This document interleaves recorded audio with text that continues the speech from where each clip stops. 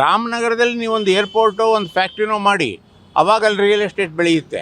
ಹೆಸರು ಬದಲಾವಣೆಯಿಂದ real estate ಬೆಳೆಯೋದಿಲ್ಲ. ಆ ರಾಮನಗರಕ್ಕೂ ಈ ಕುಮಾರಸ್ವಾಮಿಗೂ ಒಂದು ಅಟ್ಯಾಚ್ಮೆಂಟ್ ಇದೆ. ಅದನ್ನು ಆ ಅಂಬ್ಲಿಕಲ್ ಕಾರ್ಡ್ನ ಕಟ್ ಮಾಡಬೇಕು. ಒಂದು ಹೆಸರಿನ ಜೊತೆ ಒಂದು ಸಂಬಂಧ ಇದ್ದು ಬಿಡುತ್ತೆ. ಈಗ ಆ ಸಂಬಂಧನ ಕಳ್ಕೋಬೇಕು ಅಂದರೆ ಅದು ಕಷ್ಟ ಆಗುತ್ತೆ. ಡೆವಲಪ್ಮೆಂಟ್ ಮಾಡಿದ್ರೆ ಹೆಸರು ಚೇಂಜ್ ಮಾಡಿಬಿಟ್ಟೆ ಇನ್ನು ಕನಕಪುರದಲ್ಲಿ ಬೆಳೆದ್ಬಿಡುತ್ತೆ ಅಂದರೆ ಹೇಗೆ ಬೆಳೆಯುತ್ತೆ?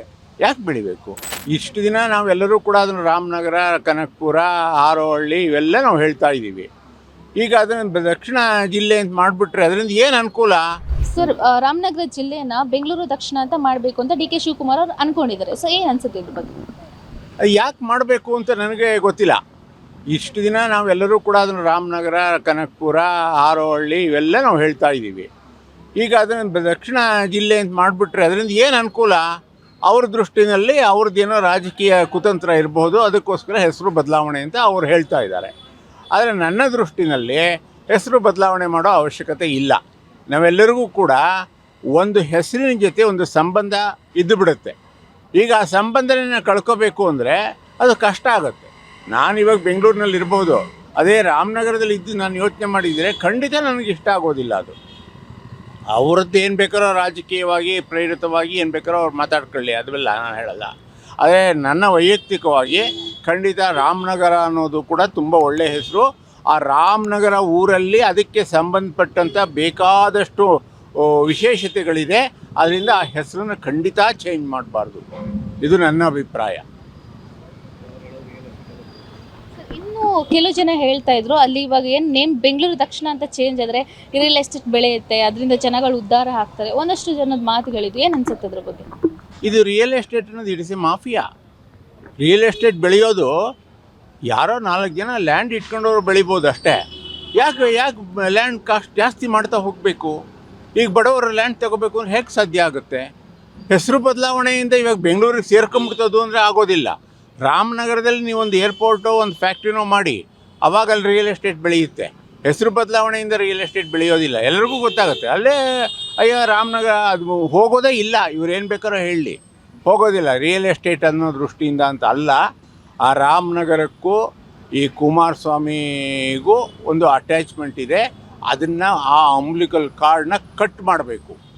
ಅದಕ್ಕೋಸ್ಕರ ಈ ಒಂದು ಹುನ್ನಾರ. ಹಾಗಾಗಿ ರಿಯಲ್ ಎಸ್ಟೇಟ್ ಅನ್ನೋದು ಅಲ್ಲ.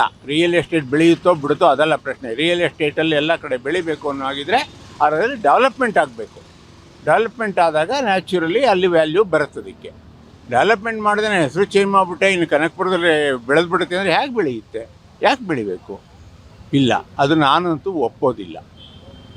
ಕುಮಾರಸ್ವಾಮಿ ಅವರು ಕೂಡ ಸ್ಟೇಟ್ಮೆಂಟ್ ಕೊಟ್ಟಿದ್ದಾರೆ, ನಾನು ಮತ್ತೆ ರಾಜ್ಯದಲ್ಲಿ ಅಧಿಕಾರಕ್ಕೆ ಬಂದೇ ಬರ್ತೀನಿ, ಬಂದಾಗ ಇವ್ರು ಏನು ನೇಮ್ ಇಟ್ಟಿದ್ರು ಕೂಡ ತೆಗ್ದಾಕೆ ಹಾಕ್ತೀನಿ ಅಂತ ಒಂದು ಸ್ಟೇಟ್ಮೆಂಟ್ ಕೊಟ್ಟಿದ್ದಾರೆ. ಏನು ಅನ್ಸುತ್ತೆ ಇದ್ರ ಬಗ್ಗೆ? ಇದು ಒಂದು ಥರ. ಈಗ ನಾನು ನನ್ನ ಮಗನಿಗೆ ನಾನೇನಾರೋ ಒಂದು ಹೆಸರು ಇಟ್ಬಿಟ್ಟು ಯಾರೋ ಒಬ್ಬರು ಬಂದ್ಬಿಟ್ಟು ಹೆಸರು ಚೇಂಜ್ ಮಾಡಿದ್ರೆ ಖಂಡಿತ ನನ್ನ ಮಗನ ನನ್ನ ಹೆಸರು ಆ ಹೆಸರಲ್ಲೇ ಕರೆಯೋದು ನಾವು. ಆ ರೀತಿ ಕುಮಾರಸ್ವಾಮಿಗೆ ರಾಮನಗರಕ್ಕೆ ಒಂದು ಅವಿನಾಭ ಸಂಬಂಧ ಇದೆ. ಆ ಸಂಬಂಧ ಇರೋದ್ರಿಂದ ಕುಮಾರಸ್ವಾಮಿ ಮುಂದೆ ಮುಖ್ಯಮಂತ್ರಿ ಆಗ್ತಾರೆ ಬಿಡ್ತಾರೆ ಅದ್ರ ಬಗ್ಗೆ ನಾನು ಮಾತಾಡೋದಿಲ್ಲ. ಯಾರದೇ ಆದರೂ ಕೂಡ ಇವರು ಮಾಡಿದ್ದನ್ನು ಮುಂದೆ ನಾವು ಬಂದರೆ ನಾವು ಬದಲಾವಣೆ ಮಾಡ್ತೀವಿ ಅಂತ ಸ್ಟೇಟ್ಮೆಂಟ್ ಕೊಡೋದು ಇದೆಲ್ಲವೂ ಕೂಡ ರಾಜಕೀಯದಲ್ಲಿ ನಡೆಯುತ್ತೆ.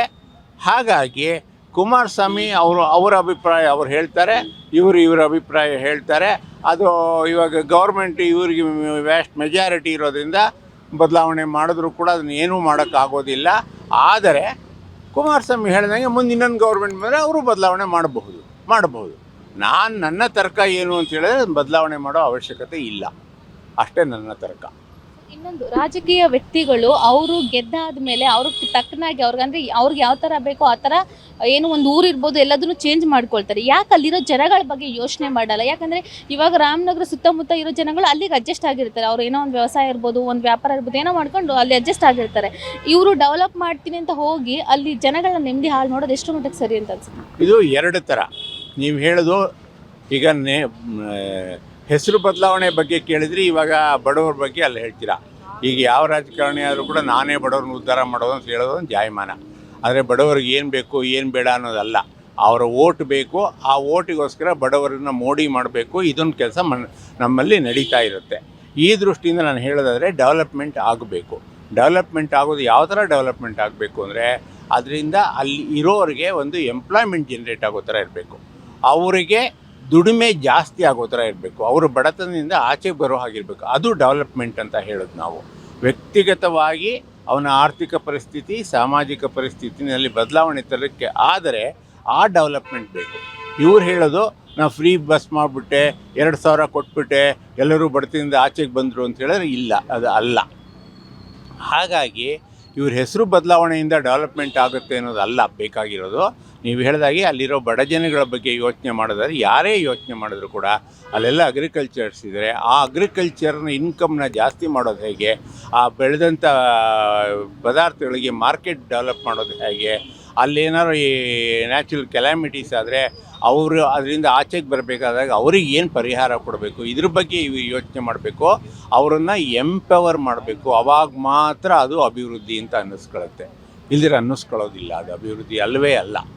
ಇವತ್ತಿನ ದಿನ ನಾವು ಸೆಂಟ್ರಲ್ ಗೌರ್ಮೆಂಟ್ ಸ್ಕೀಮ್ಗಳಲ್ಲಿ ನಾವು ನೋಡಿದಾಗ ಸೆಂಟ್ರಲ್ ಗೌರ್ಮೆಂಟ್ನ ನಾವು ಅಭಿವೃದ್ಧಿ ಮಾಡೋದು ಅಂದರೆ ಅವರು ಒಂದು ಇನ್ಫ್ರಾಸ್ಟ್ರಕ್ಚರ್ ಡೆವಲಪ್ ಮಾಡ್ತಾರೆ. ಇನ್ಫ್ರಾಸ್ಟ್ರಕ್ಚರ್ ಡೆವಲಪ್ ಮಾಡಿದಾಗ ಅದರ ಅಕ್ಕಪಕ್ಕ ಇರೋದು ಎಲ್ಲರಿಗೂ ಕೂಡ ಅನುಕೂಲ ಆಗೋ ರೀತಿಯಲ್ಲಿರುತ್ತೆ. ಅವರ ಮಾರ್ಕೆಟಿಂಗ್ ಇರ್ಬೋದು, ಅವರ ಕ್ಷೇತ್ರಗಳಿರ್ಬೋದು, ಅದೆಲ್ಲವೂ ಕೂಡ ಅಲ್ಲಿ ಅಭಿವೃದ್ಧಿ ಹೊಂದ್ತಾ ಹೋಗುತ್ತೆ. ಸುಮ್ಮನೆ ನಾನು ದುಡ್ಡು ಕಾಸು ಕೊಟ್ಬಿಟ್ಟೆ ಹಾಗಾಗಿ ಅವರ ಅಭಿವೃದ್ಧಿ ಹೊಂದುವುದು ಶುದ್ಧ ಮುಟ್ಟಾಳ್ತನ. ಅದು ಖಂಡಿತ ಅಲ್ಲ. ಅದಲ್ಲ, ಅದು ಏನು ಅಂದರೆ ಶಾರ್ಟ್ ಟರ್ಮ್ ಅಡ್ವಾಂಟೇಜ್ ಅಂತ ಅವ್ರು ಏನಾದ್ರು ಅನ್ಕೋಬೋದು, ಆದರೆ ಲಾಂಗ್ ಟರ್ಮಲ್ಲಿ it is a disadvantage. Beat plus Karnataka.